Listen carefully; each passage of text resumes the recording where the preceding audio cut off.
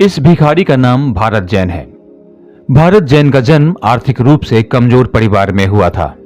उनका बचपन कठिनाइयों से भरा था, क्योंकि खाने और रहने जैसी बुनियादी जरूरतें भी पूरी नहीं हो पाती थी।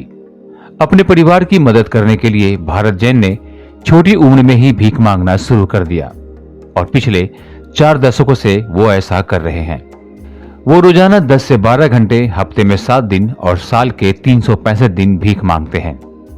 हालांकि कई लोग भारत जैन के पैसे कमाने के इस तरीके को गलत मान सकते हैं, खासकर जब अब उन्हें भीख मांगने की जरूरत नहीं है। लेकिन सच्चाई यह है कि अमीर भिखारी भीख मांगने को एक पूर्णकालिक नौकरी की तरह मानता है और इसे पूरी मेहनत से करता है। मीडिया रिपोर्ट के अनुसार भारत जैन रोजाना लगभग 2 से 2,500 कमाते हैं, जिससे उनकी मासिक आय लगभग 60,000 से 75,000 तक पहुंच जाती है।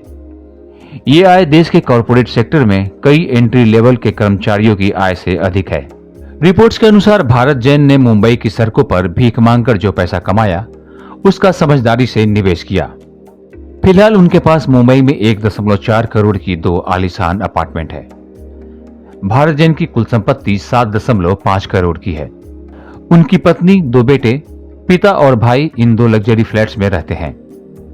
इसके अलावा भारत जैन के पास ठाणे में 2 दुकानें भी हैं, जिनसे उन्हें हर महीने 30,000 का किराया मिलता है, जो उनकी आय में और इजाफा करता है।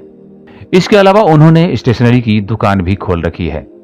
मुंबई की सड़कों पर भीख मांगते हुए भारत जैन को देखकर लोग हैरान रह जाते हैं, क्योंकि अब उनके पास आर्थिक स्थिरता और एक सफल व्यवसाय है। कई लोग इसे उनकी आदत या लत मानते हैं, जबकि कुछ इसे उनकी विनम्रता कहते हैं। लेकिन सच्चाई यह है कि ऐसे देश में जहां भीख मांगना एक आम बात है, भारत जैन ने समझदारी से निवेश किया और अपनी मेहनत से गरीबी से बाहर निकलकर अपने और अपने परिवार के लिए एक बेहतर जीवन बनाया।